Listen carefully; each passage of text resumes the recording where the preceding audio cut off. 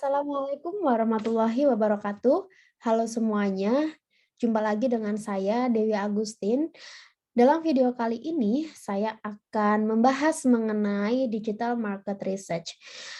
Nah, sebenarnya bedanya apa sih sama market research ya? Jadi, digital market research itu pada dasarnya nanti mirip sama dengan market research, cuman dia dilakukan secara online gitu. Nah, sebelum kita ke digital market research itu apa, saya akan menjelaskan apa saja sih konten atau agenda dalam video saya kali ini. Yang pertama, saya akan bahas mengenai the purpose and benefits of the market research. Kemudian yang kedua, saya akan membahas terkait conceptual framework of market research. Dan yang ketiga adalah terkait dengan metodologi dari market research itu seperti apa. Nah, yang pertama terkait dengan market research. Apa sih sebenarnya market research itu atau riset pasar itu tuh apa sih gitu? Nah, sebenarnya ada beberapa buku ya yang menyatakan bahwa market research.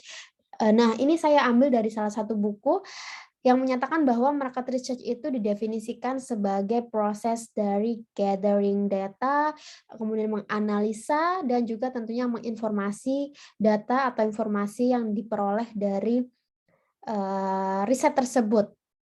Ya, baik itu biasanya tentang pasar, tentang produk, tentang jasa yang ditawarkan, maupun tentang bagaimana si perusahaan itu melakukan berbagai macam aktivitas market, kemudian dampaknya itu seperti apa. Itu juga bisa di-gather, bisa diperoleh informasinya dengan kita melakukan market research. Nah, pada dasarnya si market research ini memang tidak sederhana hanya dengan kita artikan sebagai riset penelitian yang terkait dengan tujuan pasar ataupun perencanaan pasar. Ya, tetapi juga dalam market research ini tidak sedikit pemasar yang melakukannya itu karena mereka mau mengukur seberapa efektif dampak dari aktivitas yang telah dilakukan oleh para pemasar. Ya, jadi dalam market research ini selain mengetahui tentang perencanaan kegiatan pemasaran, di dalam market research itu juga biasanya diperoleh berbagai dokumen atau informasi yang menunjukkan terkait dengan bagaimana dampak dari berbagai aktivitas pemasaran perusahaan. Seperti misalnya targetnya apakah sudah mencapai belum, apakah sudah sesuai belum, kemudian bagaimana dampak dari kegiatan pemasaran, bagaimana dampak tersebut dipersepsikan oleh para customer, para target pasar, kemudian tentang hal-hal lain yang memang menjadi fokus kegiatan pemasaran itu bisa diperoleh dengan adanya kegiatan market research ini. Nah, lalu bedanya dengan online market research itu apa? Nah, sebenarnya pada dasarnya itu sama dengan market research ya, tentang bagaimana mengambil berbagai dokumen atau data yang digunakan akhirnya nanti untuk interpretasi sebenarnya pasar saat ini seperti apa. Namun di dalam online market research tentunya perbedaan besarnya adalah kegiatan riset tersebut dilakukan secara online. Ya, jadi nggak hanya kegiatan pemasaran yang sekarang dilakukan dengan cara online, tetapi kegiatan riset pun juga sekarang banyak dilakukan oleh perusahaan itu menggunakan sistem online. Kenapa? Karena dengan adanya proses riset pasar secara online ini, itu diharapkan bisa lebih mempercepat feedback yang akan diperlukan oleh para pemasar untuk dianalisa, baik tentang target customer, baik tentang perencanaan, baik tentang pasar itu seperti apa, itu bisa lebih efektif, bisa lebih mudah dan cepat biasanya diterima ketika dibandingkan dengan market research secara konvensional. Nah, satu hal lagi yang mendukung hal ini bahwa seperti yang kita tahu adanya digital era saat ini itu membuat orang juga pada akhirnya banyak ya melakukan berbagai aktivitasnya itu melalui media sosial, melalui berbagai platform digital. Nah, dengan demikian, ketika pemasar itu melakukan proses market research ini secara online, itu diharapkan akan memang lebih mudah mendapatkan data-data tersebut. Gitu. Nah, lalu selanjutnya terkait dengan tujuan dari melakukan online market research itu apa? Ada 3 hal di sini ya teman-teman. Yang pertama yaitu terkait dengan bagaimana bisa membantu pemasar itu mengetahui target consumer-nya. Jadi dengan adanya online market research itu diharapkan pemasar itu bisa lebih mudah ya, bisa lebih mudah mengetahui apa sih dan bagaimana sih karakter dari target customer-nya gitu. Karena mereka rata-rata sekarang apalagi dengan target pasar yang dibilang adalah mereka kaum-kaum milenial ya misalnya ya yang banyak sekali sekarang udah tiap hari tuh nggak mungkin nggak tanpa gadget ya, nggak mungkin nggak akan ada internet, nggak mungkin nggak lihat sosial media itu, sehingga jejak digital mereka bisa lebih mudah untuk kita tracking sebagai pemasar yang kita akhirnya jadikan sebagai salah satu market research. Jadi understand target customer itu adalah salah satu dari tujuan conducting the market research ini. Kemudian yang kedua adalah understand customer behavior. Jadi kalau tadi understand target customer itu kita bisa tahu siapa yang kira-kira akan membeli produk kita. Yang kedua ini adanya online market research itu kita bisa tahu bagaimana perilaku si para calon konsumen kita ini atau perilaku konsumen kita ini. Bagaimana dia biasanya makan, bagaimana dia biasanya jalan, kemana mereka biasanya jalan, apa yang biasanya mereka sedang perbincangkan, itu bisa diperoleh dari adanya online market research ini. Nah, yang ketiga yaitu find revenue opportunities. Jadi, pemasar bisa menganalisa pattern atau tren dari apa yang dilakukan oleh para consumer tadi, sehingga diharapkan dari adanya online market research ini, pemasar dapat memperoleh positioning yang tepat nantinya sebagai strategi mereka, serta tentunya berpengaruh juga salah satunya ke P, yaitu right pricing ya. Jadi pemasarannya itu dari sisi pricing, promotion, produk yang seperti apa itu bisa lebih mudah dilakukan penyesuaian sesuai dengan apa yang customer itu mau terima gitu. Nah, selanjutnya kenapa kita harus melakukan market research ya gitu. Ada beberapa alasan tentunya kenapa riset pemasaran itu perlu dilakukan. Jadi nggak hanya kita sebagai orang pemasaran itu melakukan analisa misalnya produk, price kita, tetapi juga kita betul-betul harus melakukan riset pasar ya yang tervalidasi. Karena apa? Karena yang pertama kita pasti ingin lebih tahu dan tervalidasi data terkait dengan konsumen kita. Kalau kita hanya mungkin dari sudut pandang kita sendiri gitu ya, tanpa adanya riset yang memang sifatnya itu secara ilmiah, itu bisa saja prasangka kita itu meleset karena tidak tervalidasi.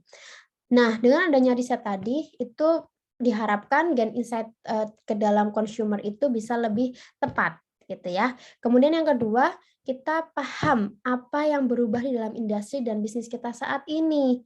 Sehingga kita akan lebih mudah untuk mengupgrade ataupun kita bisa lebih menyesuaikan produk yang akan kita tawarkan, baik barang maupun jasa yang akan kita tawarkan. Nah, kemudian alasan yang selanjutnya, kita bisa mendiscover new market trends, yang mana tentunya di sini jadi peluang kita ketika kita paham apa yang terjadi dalam industri, kemudian pergerakannya seperti apa. Apabila kita bisa menangkap hal tersebut, tren tersebut, itu diharapkan bisa menjadi salah satu peluang kita untuk melakukan inovasi gitu. Kemudian yang selanjutnya potensial sales, customer, and product tentunya ya. Dengan kita melakukan market research, kita tahu nih customer-customer yang mungkin belum kita tangkap, tapi ternyata mereka sedang butuh nih produk kita atau bisa kita tawarkan di produk kita, sehingga kita bisa memperoleh potensial customer, potensial produk yang akan mungkin bisa kita bawakan. Dan yang terakhir menjadi alasan juga yang penting adalah kita bisa engage dengan audiens yang baru. Nah, ini juga penting kenapa? Karena sebagai pemasar tentunya kita akan selalu berharap kita selalu punya customer yang loyal ataupun customer yang selalu bertambah ya. Jadi yang tidak hanya existing customer tetapi juga customer yang akan baru gitu, akan baru mau mencoba produk kita. Nah, kita harus bisa engage nih sama mereka, baik customer lama atau existing customer maupun yang masih mau di acquisition gitu, masih mau ditawarkan. Kita harus engage ke mereka. Kenapa? Karena tentunya biar mereka lebih mudah untuk mau menerima produk kita. Ketika kita paham nih ternyata persoalannya adalah kalau anak kuliah itu mereka kebutuhannya adalah dapat makanan, minuman yang enak, cepat gitu ya. Dengan kondisi misalnya kampus tertentu yang tidak banyak kantinnya, katakanlah kita bisa melakukan riset bahwa kita temukan bahwa mereka ternyata butuh makanan yang enak, yang cepat, yang mereka tidak harus keluar dari kampus karena di kampusnya terbatas.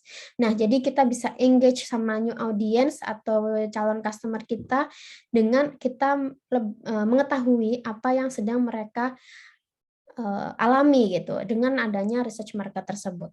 Nah, itu tadi beberapa alasan atau reason kenapa kita harus melakukan research market.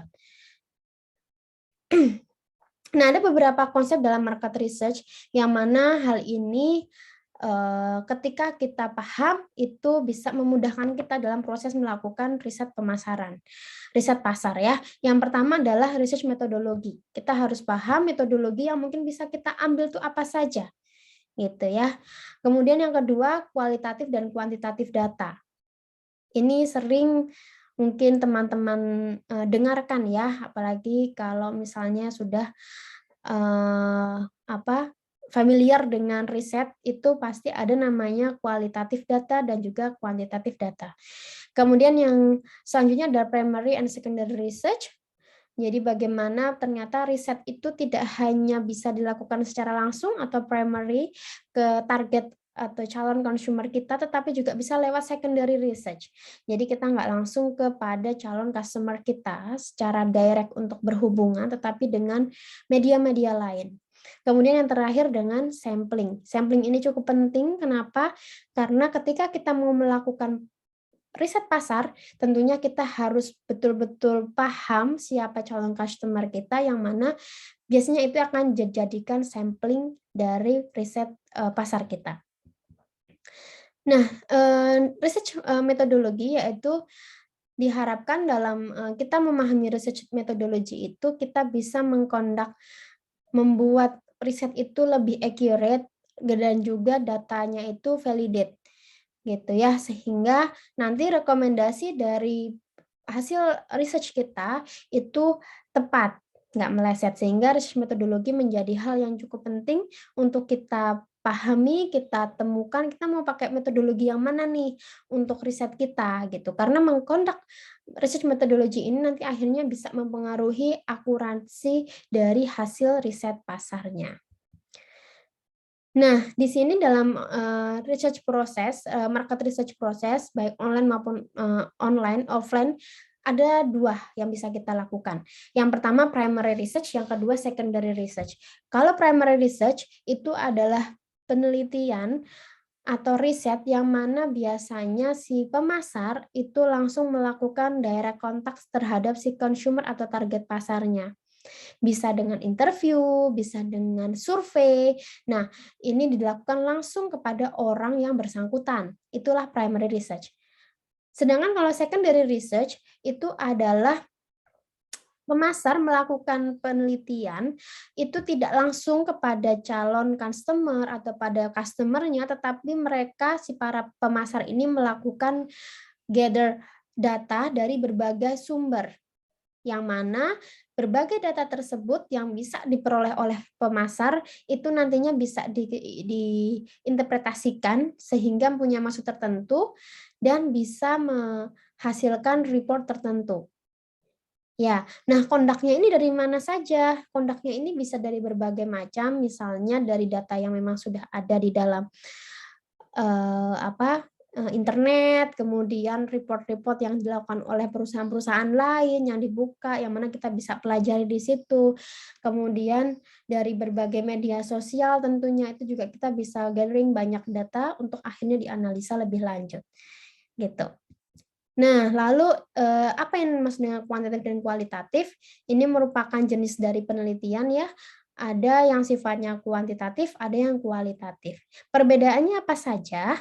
Nah, ini kita bedakan jadi beberapa hal dari sisi cara memperoleh data yang diperoleh ya. Kalau kuantitatif tentunya karena kuantitatif itu sifatnya adalah firm ya, sifatnya angka yang pasti, biasanya kayak gitu. Kalau kualitatif biasanya masih berupa perspektif seseorang, kemudian narasi biasanya begitu. Nah, question yang dijawab pun kalau kuantitatif adalah what, kalau kualitatif biasanya adalah reason dari why-nya gitu. Kalau dari sisi size-nya, kalau kualitatif biasanya small ya.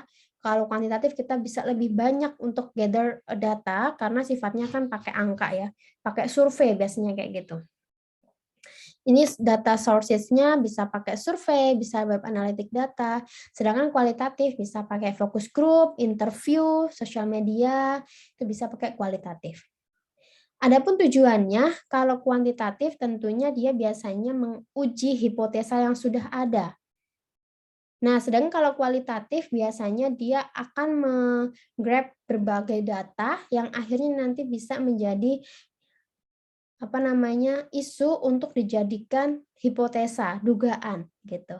Jadi kalau kuantitatif itu melakukan pembuktian atas dugaan, kalau kualitatif itu menggather berbagai konsep yang ada di lapangan sehingga nanti memperoleh dugaan atau hipotesa itu sendiri. Nah, keuntungannya kalau kuantitatif secara statistik dia lebih bisa kita sampaikan lebih reliable. Kenapa? Karena kan secara angka ya, hasilnya itu kan sifatnya angka, jenisnya itu adalah angka. Sedangkan kalau kualitatif itu adalah advantage-nya, dia biasanya lebih banyak yang bisa kita elaborasi, karena itu sifatnya terbuka, opini, maka kita bisa gather banyak hal, banyak data dari proses kualitatif riset. Nah, tantangannya adalah sampel size-nya kalau untuk kuantitatif itu memang harus cukup besar ya. Karena biasanya ketika populasinya besar, maka ya dibutuhkan juga sampel yang cukup besar juga. Gitu. Nah, sedangkan kalau untuk kualitatif mungkin tantangannya adalah untuk memvalidasi dari setiap pernyataan yang diperoleh oleh narasumber ya, itu pemasar sebagai peneliti itu sangat rawan untuk berlaku subjektif. Jadi di sini agak sulit ya untuk bagaimana pemasar tetap harus objektif dalam menilai hasil dari opini-opini yang mereka dapatkan dari hasil FGD maupun interview. Tadi ini sekilas terkait dengan perbedaan kuantitatif dan juga kualitatif. Nah, untuk metodologinya sendiri dalam penelitian online itu bisa menggunakan survei. Itu sering sekali mungkin teman-teman di sini yang sekarang mungkin sudah semester 7 atau 8 dalam perkuliahan mungkin atau yang belum semester 7 atau 8 tapi pernah diminta untuk mengisi survei online skripsi. Nah, itu adalah namanya survei research metodologi. Kalau online focus group ini biasanya dilakukan ketika kualitatif research ya. Karena biasanya kualitatif itu karakternya adalah dia FGD atau bisa juga interview gitu. Nah, online focus group itu sama dengan focus group discussion seperti yang kita tahu pada umumnya. Namun biasanya karena online maka dia akan dilakukan secara video conference, secara online bersama-sama gitu. Tentu ada plus minusnya ya, secara waktu dia sangat efektif, orang nggak perlu mengumpul di satu titik, biayanya lebih murah, tetapi sisi mungkin kurangnya adalah ketika moderator dalam proses focus group discussion, online focus group discussion tersebut kurang bisa untuk membawakan, maka sangat mungkin ketika fokus grup tersebut kalau keadaannya online itu salah satu atau beberapa orang itu nggak sama bobot berbicaranya, kesempatan berbicaranya, karena kan itu sifatnya online.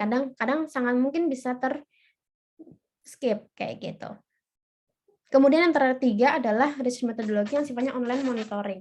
Ini biasa dilakukan di dalam qualitative research, di mana pemasar di sini adalah peneliti, itu biasanya mengamati dari proses online tracking consumer itu seperti apa. Jadi pemasar, peneliti di sini itu biasanya tracking consumer behavior sehingga bisa membuat satu kesimpulan tentang perilaku konsumen tersebut. Misalnya dari apa yang mereka sedang bicarakan, komentar-komentar yang mereka keluarkan, itu bisa ternyata dianalisa menjadi salah satu riset dalam kualitatif. Nah, lalu tahapannya seperti apa? Sebenarnya di sini ada tahapan digital market research, namun pada dasarnya sama ya dengan market research.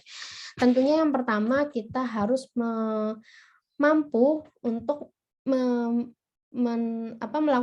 membuat state bahwa tujuan kita itu apa sih gitu. Kita mau cari tahu apanya nih? Apakah misalnya sales-nya, apakah kita mau cari tahu tentang kompetitor, apakah kita mau cari tahu tentang lingkungan pasar, atau justru malah internal strateginya. Ada banyak hal yang bisa dilakukan atau dilakukan dalam riset pemasaran ini, riset pasar ini, sehingga yang pertama kita harus establish dulu secara firm tujuan dari riset tersebut itu apa. Setelah mengetahui tujuannya, maka kita bisa lebih mudah nih menentukan sampel atau calon responden kalau itu kuantitatif, atau misalnya calon para peserta interview ataupun peserta FGD kalau memang itu data riset kualitatif. Nah, setelah melakukan sampel, kita akan memilih collection method datanya.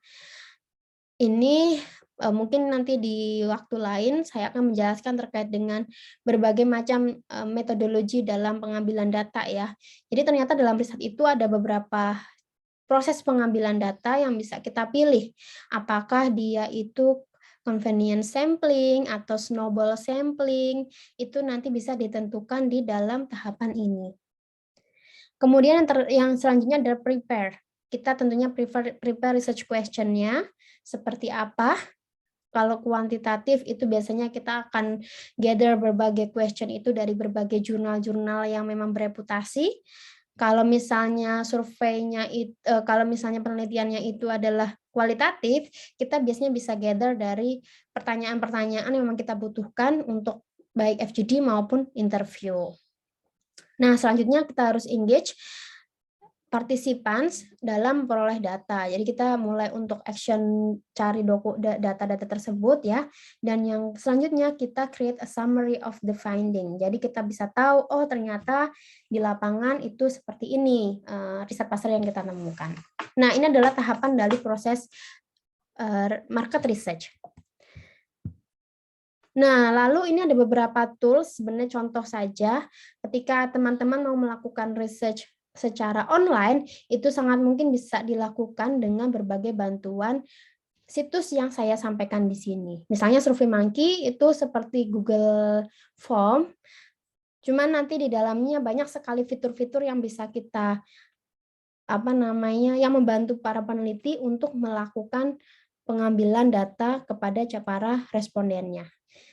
Itu saja dari saya terkait dengan materi kita hari ini, yaitu tentang market research. Terima kasih sudah menyimak video saya. Saya akhiri. Wassalamualaikum warahmatullahi wabarakatuh. Silakan kalau ada pertanyaan bisa melalui kolom komentar. Terima kasih.